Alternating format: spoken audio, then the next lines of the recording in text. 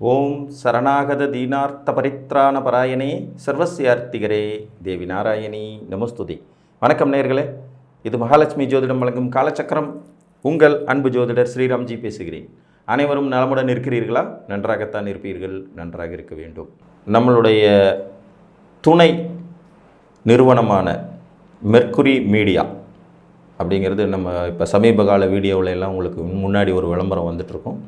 அது எங்களுடைய கம்பெனி தான். கோயம்புத்தூரை தலைமையிடமாக கொண்டு செயல்பட்டு கொண்டிருக்கும் ஒரு company. Event management specialist company அது.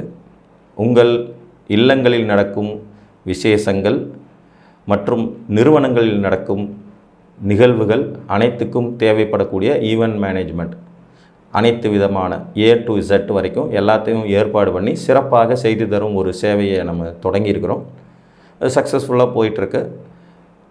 மேற்கொண்ட நிகழ்வுகளுக்கு உங்களுக்கு தேவைகள் இருக்கும் பட்சத்தில் இந்த மெர்க்குரி மீடியாவுடைய அந்த கான்டாக்ட் நம்பருக்கு கால் பண்ணி உங்களுக்கான பதிவினை பெற்றுக்கொள்ளுங்கள். இன்றைய காணொளியில் நாம் காண இருப்பது லக்னத்தில் சுக்கிரன். இதுதான் தலைப்பு. இயற்கை சுபர்களில் 2ஆம் நிலை சுபர் அப்படின்னு சொல்லக்கூடிய கிரகம் சுக்கிர பகவான். சுக்கிரன் வாழ்வியல் சுகமோகங்களை ஒரு மனிதன் அனுபவிப்பதற்கு காரணகர்த்தா. வீடு, வாகனம், வசதிகள், வேலையாட்கள், லக்ஸேரியஸான லைஃப் ஸ்டைல், அழகிய வாழ்க்கை துணை, வாழ்க்கை துணையின் மூலமாக ஆடம்பரங்களை அனுபவிப்பது, எப்போதும் மகிழ்ச்சிகரமான நிகழ்வுகள், சந்தோஷம், உல்லாசம், சல்லாபம், இந்த மாதிரி ஒரு மனுஷன் பிறந்த அவனை மாதிரி இருக்கணுமியா அப்படிங்கிறது மாதிரியான ஒரு லைஃப் ஸ்டைலில் கொடுக்குறவர் தான் சுக்கிரன். நீங்கள் எந்த லக்னத்தில் பிறந்திருந்தாலும் லக்னத்தில் சுக்கிரன் இருக்கிறத குறைன்னு சொல்லவே முடியாது. ரீசன் என்னென்னா, அவர் ஒரு இயற்கை சுபர். பொதுவாக இயற்கை சுபர்கள் லக்னத்தோடு தொடர்பு கொள்வதும், லக்னத்தை பார்ப்பதும், லக்னாதிபதியோடு தொடர்பு கொள்வதும், லக்னாதிபதியை பார்ப்பதும், இந்த 4 நிலைகள்லையும் அந்த லக்னம் வலுப்பெறும். ஒளி பொருந்திய கிரகத்தில் சுக்கிரன் ஒருத்தர். சொல்லப்போனால் குருவோட அதிகமான ஒளிச்சிதறல் உள்ளவர் சுக்கிரன் தான். ஆனால் என்னென்னா, அவர் அளவில் சின்னவர், பூமியினுடைய உள்வட்ட பாதையில் இருக்கிறவர், 3 இடங்களை பார்க்க முடியாதவர். குரு வெளிவட்ட பாதையில் இருக்கிறாரு, அளவில் பெரியவர், ஒரே நேரத்தில் சரம், ஸ்திரம், உபயம்னு 3 வீடுகளை பார்த்து வலுப்படுத்தக்கூடியவர். இப்போ சுக்கிரனுடைய ஒளிப்புள்ளி 12ன்னா குருவுடைய ஒளிப்புள்ளி 10 தான். ஆனால் அவர் 30% பார்வையை திருப்பி தரக்கூடியவர். இவர் வெறும் 12 தான். அந்த வகையில் சுக்கிரன் 2ஆம் நிலை சுபராவார். அதனால் லக்னத்தில் சுக்கிரன் இருக்கிறதுங்கிறது எந்த லக்னமாக இருந்தாலும் அந்த லக்னத்திற்கான ஒரு நிலைத்த தன்மை, வசதி வாய்ப்புகளை அனுபவிக்கும் எண்ணங்கள், பொருளாதாரத்தை தனக்கு பயன்படுத்தி கொள்ள வேண்டும் என்கின்ற சிந்தனை, அழகுணர்ச்சி, கலைகளில் நாட்டம் போன்ற பொதுவான பலன்களை கண்டிப்பாக கொடுத்துரும். ஆனால் அதே நேரத்தில் ஒவ்வொரு லக்னக்கும் அவர் வேறு மாதிரியான ஆதிபத்தியம் கொண்டவருங்கிறதுனால அந்த ரீதியான சில பலன்களும் இருக்க தான் செய்யும். இப்போ மேச லக்னத்துக்கு லக்னத்திலே சுக்கிரன் இருக்கிறது செவ்வாயினுடைய கொடூரமான ஒரு அமைப்பை குறைக்கும். மேச லக்னக்காரங்க தாம் தூம்னு குதிக்கக்கூடியவங்க லக்னத்தில் சுக்கிரன் இருக்கும்போது கொஞ்சம் மென்மையாக இருப்பாங்க, சாஃப்டாக நடந்துக்குவாங்க, ஒரு விஷயத்தை காது கொடுத்து கேட்பாங்கங்கிற மாதிரி சில நல்ல பலன்கள் இருக்கும். அதே நேரத்தில் தனம் மற்றும் 7ஆம் அதிபதியாக அவர் சுக்கிரன் இருக்கிறதுனால 2, 7 கூடைய சுக்கிரன் லக்னத்தில் அப்படிங்கும்போது அவர் நேராக 7ஆம் இடத்தோடு தொடர்பு கொள்வார். அப்போ 7ஆம் அதிபதி லக்னத்தில் ஆளுமை செலுத்துகிறாருங்கிறப்போ ஜாதகர் வாழ்க்கை துணைக்கு கட்டுப்பட்டவராக, பண விஷயத்தில் அவர்கள் சொல்வதை கேட்டு நடப்பவராக மாறிடுவார். கூட்டாளிகளுக்கு கட்டுப்பட்டவராக, சமுதாயத்துக்கு கட்டுப்பட்டவராக ஜாதகர் இருக்கும் வாய்ப்புகள் அதிகம். இது எப்போ இருக்கும்னா சுக்கிரதசை நடக்கும்போது அதீதமாக வெளிப்படும். சுக்கிர புத்தி நடக்கும்போது குறைவாக வெளிப்படும். ஒரு தசாநாதன் 100% ஜாதகரை கண்ட்ரோல் பண்ணுவார். ஒரு புத்திநாதன் தசாநாதனுக்கு கட்டுப்பட்டு 25-30% கண்ட்ரோல் பண்ணுவார். தசாநாதன் சொல்கிறது தான் புத்திநாதன் கேட்க முடியும்.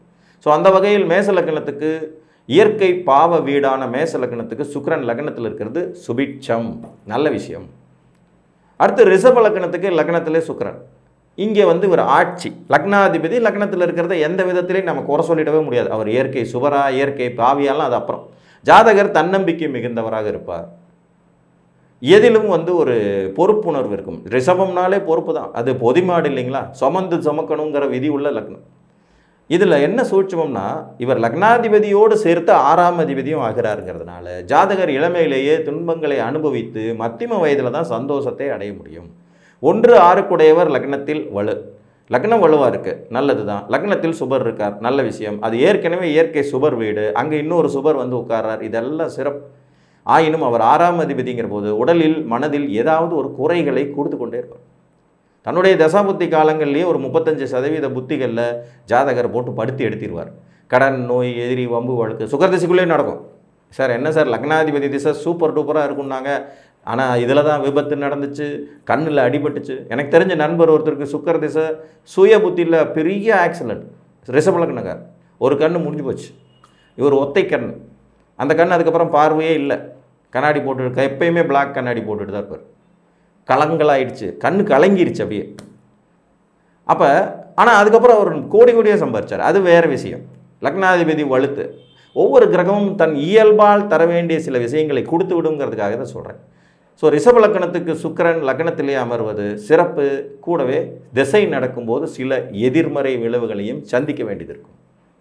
மிதுன லக்னத்துக்கு சுக்கிரன் லக்னத்திலே ரொம்ப நல்ல விஷயம். பூர்வ புண்ணியாதிபதி, மூலத்திரிகோண வீட்டுக்கு சொந்தக்காரர், 5ஆம் அதிபதி லக்னத்தில் வந்து உட்காரார், ரொம்ப ரொம்ப சிறப்பு. காதல் உணர்வு, காசு பணம் சம்பாதிக்கிறது, வெளிநாடு போகிறது, லக்ஸரியாக இருக்கிறதுன்றதை திசை நடந்ததுன்னா வாரி வளைக்கிடுவார். அதுலேயும் அவர் சுப விரய ஸ்தானாதிபதியாகவும் வரதுனால நல்ல வீடு கட்டுறது, கார் வாங்குறது, லக்ஸரியஸாக வாழ்கிறதுங்கிற மாதிரியான வாழ்க்கையை கொடுத்துருவார். ஸோ 100% மிதுன லக்னத்துக்கு லக்னத்தில் சுக்கிரன் இருக்கிறத குறை சொல்லிட முடியாது. சில ரகசிய நடவடிக்கைகள் இருக்குங்கிறத தவிர்த்து விட்டு பார்த்தோம்னா இங்கே லக்னத்தில் சுக்கிரன் அமர்வது இந்த ஜாதகர்களுக்கு ஒரு கொடுப்பினையான அமைப்பு தான். உபய லக்னமான மிதுனத்தை வலுப்படுத்தும் வேலையை இவர் செய்வார். கடக லக்னத்துக்கு லக்னத்தில் சுக்கிரன், பொதுவாக இந்த லக்னம் அதிக சுபிட்சமான ஒரு லக்னங்களில் ஒன்று. இங்கே சுக்கிரன் அமர்றது அவருக்கு பகை என்கின்ற நிலை இருந்தாலும் லக்னம் சுபப்படும். வீடு கட்டுற யோகம் இருக்கும், வாகன யோகங்கள் இருக்கும், மூத்தவர்களுடைய அனுசரணை கிடைக்கும். சில பாதக விளைவுகள் இருக்கும்னாலும் கூட கடக லக்னத்துக்கு லக்னத்தில் சுக்கிரன் அமர்றது சந்திரனுடைய வேலையை சுக்கிரன் பொறுப்பெடுத்துக்குவார். நல்ல விவசாயத்துறையினால் ஆதாயம், கலைத்தொழில்களில் ஆதாயம் பெறுறது, நீர்நிலைகள் மூலம் ஆதாயம் பெறுறது, திரவ பொருட்கள் விற்பனையில் பெரிய அளவில் லக்ஸரியஸாக இருக்கிறது, ரொம்ப பெரிய லெவலில் வாழ்க்கையில் முன்னுக்கு வரதுங்கிற மாதிரியான விஷயம்லாம் தசைகளில் நடக்கும். கூடவே சில பாதகங்களும் நடக்கும், அது தனி கதை. ஸோ 75% கடக லக்னத்துக்கு லக்னத்தில் சுக்கிரன் இருக்கலாம், தப்பு ஒன்றும் இல்லை. லக்னம் வலுப்பெறுங்க, அது ரொம்ப முக்கியம். உங்கள் உடலின் உறுதியை பொறுத்து தானே நீங்கள் எதை அனுபவிக்க முடியும். என்கிட்ட 100 கோடி ரூபா சொத்து இருக்குது, இடுப்புக்கு கீழே எதுவுமே வேலை செய்யாது, என்ன பிரயோஜனம்? சொத்தை வச்சுட்டு என்ன செய்வீங்க? சுகர் இருக்குது, ப்ரெஷர் இருக்குது, பிபி இருக்குது, காசு பணம் நிறையா இருக்குது. ஆனால் காலையில் ஒரு ஓட்ஸ் கஞ்சி 1/2 டம்ளர் கொடுப்பாங்க, மத்தியானத்துக்கு 2 காஞ்ச ரொட்டி கொடுப்பாங்கன்னா நீங்கள் வாழ்ந்து என்ன யூஸ் இருக்குது? உங்கள் பணத்தை, உங்கள் செல்வாக்கை நீங்களே அனுபவிக்க முடியாதுன்னா அந்த வாழ்க்கை எதுக்கு? அப்படி இல்லாமல் இருக்கிறதுக்கு தான் இந்த சுப கிரகங்கள் லக்னத்தோடு தொடர்பு கொள்ளும்.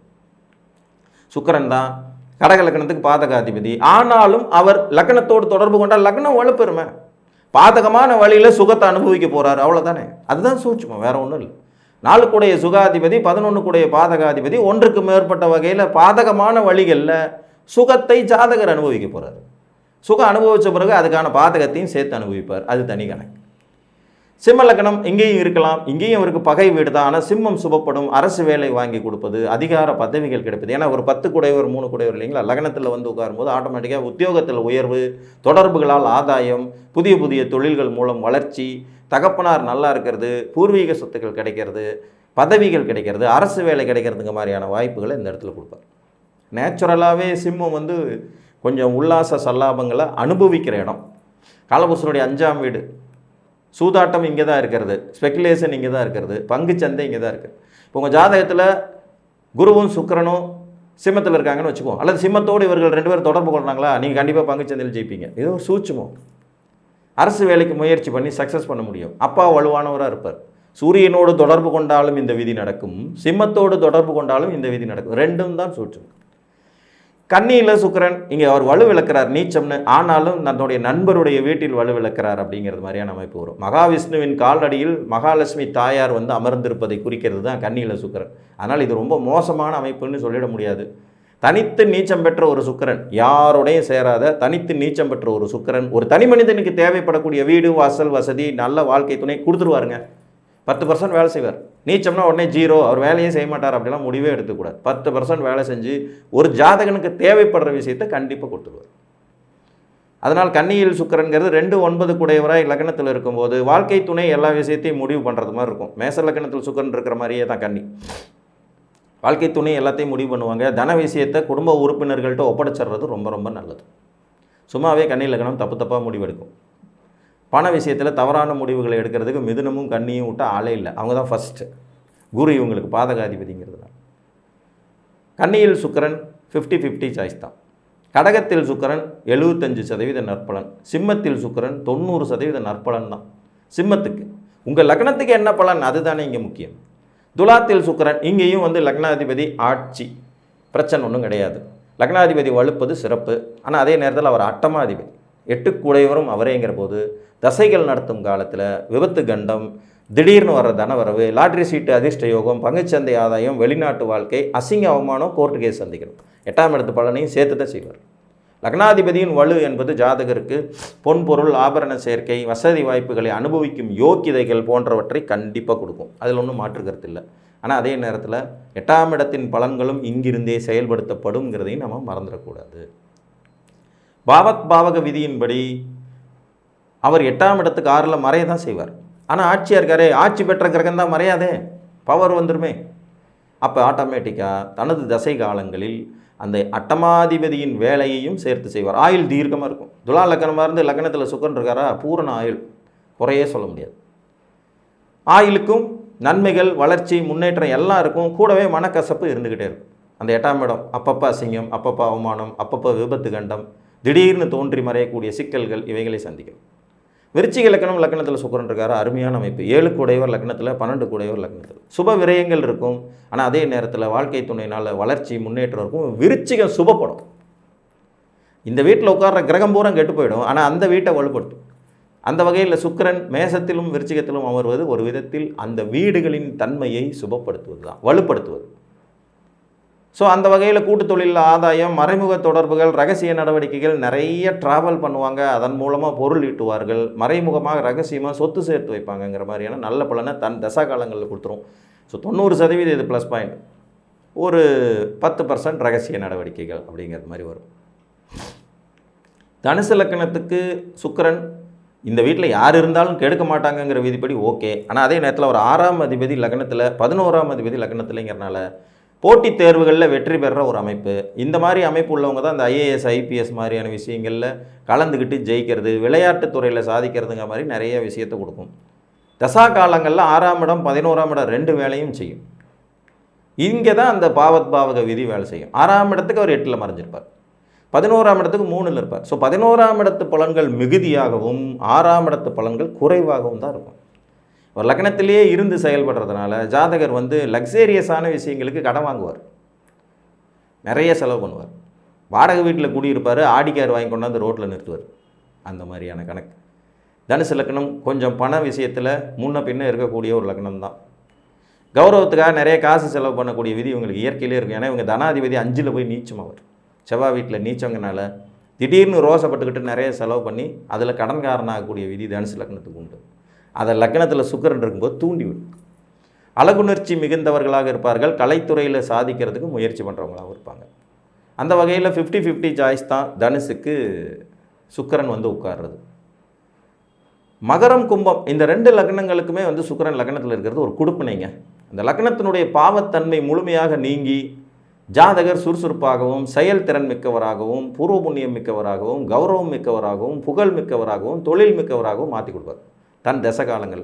நேச்சராகவே மகர லக்னம் கும்ப லக்னம் 2க்குமே பார்த்திங்கன்னா சுக்கிரன் ராஜயோகாதிபதி, ஒரு கேந்திரம் ஒரு திரிகோணம்ங்கிற 2 வீட்டுக்கு அதிபதியாக வர்றதுனால. ஸோ இதில் மகர லக்னம் கூடுதல் சிறப்பு. ஏன்னா அது சரலக்னம், 5-10 கூடிய சுக்கிரன் லக்னத்திலே இருக்கார், வேறு டிஸ்டர்ப் இல்லாமல் அவரோட தசை நடக்குதுன்னா ஜாதகர் அடுத்த கட்டத்துக்கு மைல் ஸ்டோன், நல்லா வளர்ந்து உயரத்துக்கு வந்துடுவார். வளர்ச்சி, வெற்றி, முன்னேற்றம்னு எல்லாம் இருக்கும். அழகுணர்ச்சி மிக்கவராக இருப்பார். கலைத்துறை சாதனையாளர்களாக இந்த மாதிரி அமைப்பில் தான் உருவாவாங்க. பெண்களுக்கு உபயோகப்படுற மாதிரியான தொழில்களில் வெற்றி வாய்ப்பு சூடக்கூடிய யோகியதை கொண்டவராக இருப்பார். கும்பலக்கணத்துக்கு அதே மாதிரி தான் 4-9 கூடையவராக வருவார். வீடு, வாசல், வாகனம் சம்மந்தப்பட்ட தொழில்கள், பாக்கியம், அதிர்ஷ்டம், முன்னேற்றங்கிற மாதிரி பலன் தந்துடும். ஸோ இந்த 2 லக்னத்துக்குமே சுக்கிரன் லக்னத்தில் உட்கார்ந்தா அது உங்களுக்கு கொடுப்பினே 100 மார்க்ஸ். இங்கே மார்க்கு குறைபாடே இல்லை, 100% வேலை செய்யும். லக்னத்தில் சுக்கிரன் இருக்கிறது உங்கள் லக்னங்களை பொறுத்த வரைக்கும் சிறப்பு. ஈவன் லக்னத்தை சுக்கிரன் பார்த்தாலே உங்களுக்கு சிறப்பு தான். கடகத்தில் இருந்தபடியோ அல்லது சிம்மத்தில் இருந்தபடியோ சுக்கிரன் வந்து உங்கள் லக்னத்தை பார்த்தாலே சிறப்பு தான். மீனம் இது ஒரு கோக்குமாக்கான இடம். இங்கே தான் சுக்கிரன் வலுவடைவார். லக்னத்திலேயே 3-8 கூடையவர்ங்கிற முறையில் அவர் வலுவடைவார். நிறைய தொடர்புகளால் இழப்புகளை சந்திப்பது. ஆனாலும் ஜாதகர் வலுவாக இருப்பார், சந்தோஷமாக இருப்பார், ஜாலியாக இருப்பார். 8 கூடையவன் லக்னத்தில் உச்சம் நீண்ட ஆயுள் இருக்கும். மீன லக்னத்துக்கு அதிகப்படியான ஆயுள் சூட்சுமம் கொடுக்கப்படுவதன் விதியே இதுதான். 8ஆம் அதிபதி லக்னத்தில் உச்சம் பெறுற அமைப்பு. நீண்ட ஆயுள் இருக்கும். பொருளாதாரத்தை தேவையில்லாமல் செலவு பண்ணுவாங்க. ரகசிய நடவடிக்கைகள் நிறையா இருக்கும். வெளிநாட்டு வாழ்க்கை இருக்கும். பெண்களால் அசிங்கப்படக்கூடிய விதி இருக்கும். சகோதர வர்க்கத்தினால கோர்ட்டு கேஸு வம்பு வழக்கை சந்திக்கக்கூடிய வாய்ப்புகளை தசா காலங்களில் கொடுத்துருவார். சுக்கிரன் வந்து லக்னத்தில் உட்கார்ந்து தசை நடத்துகிறாருன்னா நீங்கள் இந்த விஷயத்தில் தான் எச்சரிக்கையாக இருக்கணும். கலப்பு பலன்கள் தனுசு லக்னத்துக்கு சொன்னது மாதிரியே தான் 50-50 சாய்ஸ். ஆனால் லக்னம் வலுப்பெறும். ஒரு இயற்கை சுபர் உங்கள் லக்னத்தோடு தொடர்பு கொள்கிறார். இந்த வகையில் உங்கள் லக்னத்துக்கு செயல்திறன் உண்டு. செயல்படாமல் இருக்கிற லக்னம் எவ்வளவோ இருக்கும். லக்னாதிபதி நீச்சமாக போயிருப்பார், இல்லாத 12ல் மறைஞ்சிருவார், இல்லை கிரகணம் ஆயிடுவார், அஸ்தமனம் ஆயிடுவார். இவங்கெல்லாம் சார்பு நிலை ஜாதகங்களாகவே இருப்பாங்க. அடுத்தவங்க சொல்லி தான் இவங்க வாழ்க்கையே நடத்தணும். அப்பா சொன்னால் கேட்டுக்குவார், அம்மா சொன்னால் கேட்டுக்கிறது, பொண்டாட்டி சொன்னால் கேட்டுக்கிறது, ஃப்ரெண்டு சொன்னால் கேட்டுக்கிறது. இவங்களாம் சுயமாக எதுவுமே முடிவு எடுக்க மாட்டாங்க. அப்படி இல்லாமல் லக்னத்தில் ஒரு இயற்கை சுபர் தொடர்பு கொள்ளும் போது நீங்கள் உங்களுடைய நன்மை தீமைகளை நீங்களே முடிவெடுப்பீங்க. நல்லதா கெட்டதாங்கிறது அது அதுக்கப்புறம். பொதுவாகவே ஒரு லக்னத்தோடு லக்னாதிபதியோடு குரு சுக்கிரன், வளர்பிறை சந்திரன் புதன் இவங்க தொடர்பு கொண்டால் அந்த ஜாதகம் வலுவடையும். அவர் செயல்திறன் மிக்கவராக இருப்பார். எதுவாக இருந்தாலும் நான் செஞ்சது தான் அப்படிங்கிற மாதிரி இருக்கும். அந்த வகையில் லக்னத்தில் சுக்கிரன் இருப்பது என்பது ஒரு மினிமம் கேரண்டி என்று கூறி மீண்டும் ஒரு காணொலியில் உங்களை வந்து சந்திக்கும் வரை உங்களிடமிருந்து அன்புடன் விடைபெற்றுக் கொள்வது உங்கள் அன்பு ஜோதிடர் ஸ்ரீராம்ஜி. நன்றி, வணக்கம்.